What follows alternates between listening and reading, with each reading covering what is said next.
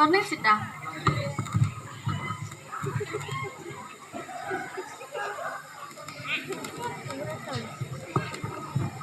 Why are you late? Because I walk slowly. Why you walk slowly? There is a board school said ahead go slowly. Concern is not for you, it's for Vatican.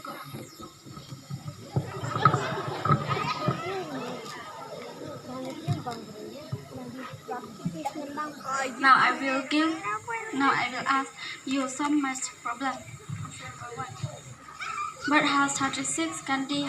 Bird has 29. What do you have now? Number 2. Bob has 20. Total wrong. Bird has 7 candy. Next question. Your father get your mother 500 rupees and 200 rupees. What get your mother? Your mother get? My mother will get angry. Which kind of mother is? Remember, tomorrow is the last day. They submit your assignment.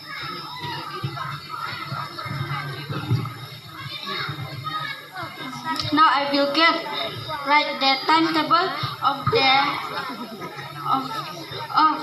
and come tomorrow. Thank you.